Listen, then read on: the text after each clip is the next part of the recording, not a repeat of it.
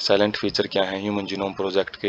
Human genome contains 3164.7 million base pair. तो इतने सारे बेस पेयर प्रेजेंट होते, 3 बिलियन बेस पेयर भी आप बोल सकते हो। Average gene consist of 3000 basis with largest non human gene being dystrophin at 2.4 million basis.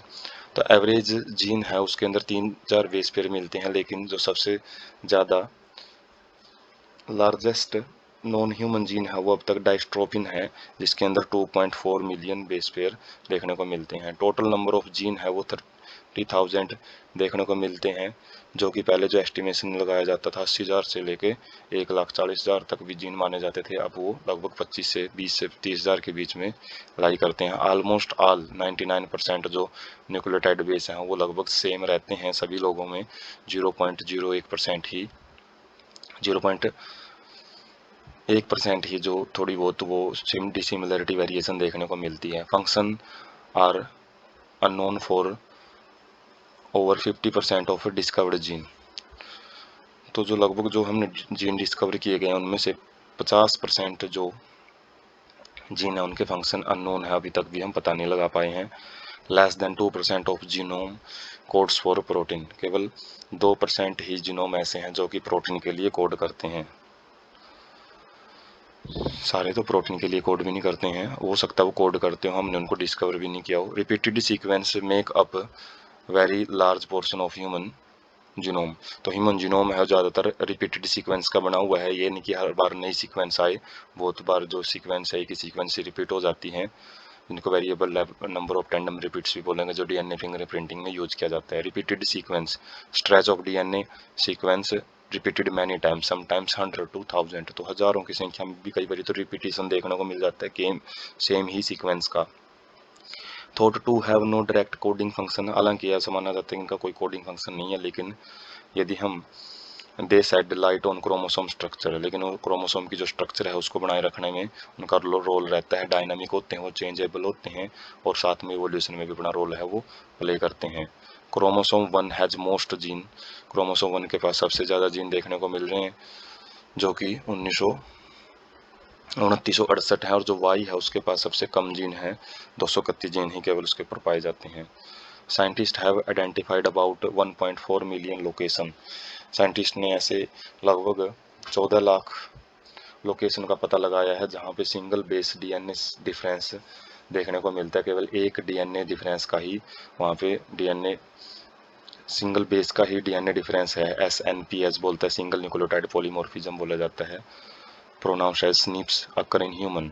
तो काफ़ी ऐसी लोकेशंस हैं, 14 लाख लोकेशन ऐसी है जहाँ पे डीएनए लगभग जो सीक्वेंस सेम है, लेकिन एक बेस पेयर का वहाँ पे केवल डिफरेंट है।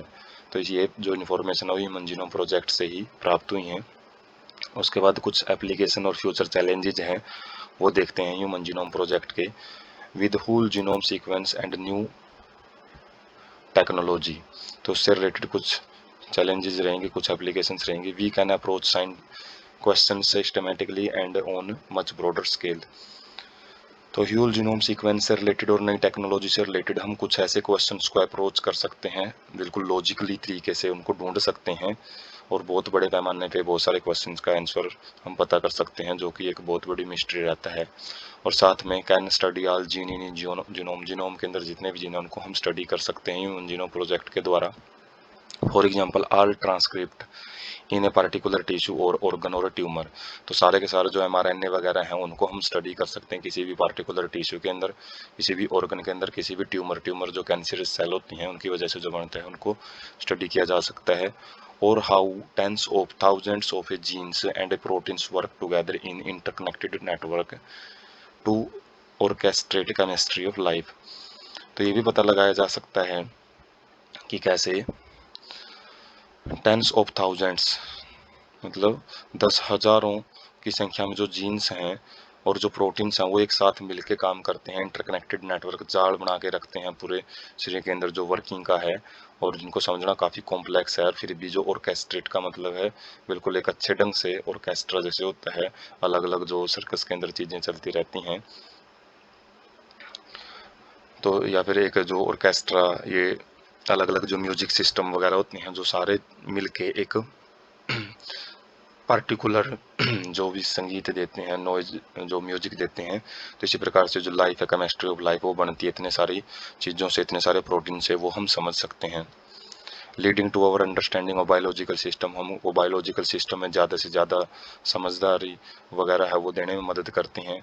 Enabling a radically new approach to biological research, और हमको जो नई नई जो रिसर्च है, नए नए जो अनुसंधान है, नई नई जो खोज है, उनके प्रति नए नए अप्रोच, नए नए जो हमको मौके, हमको रास्ते हैं वो प्रोवाइड करते हैं।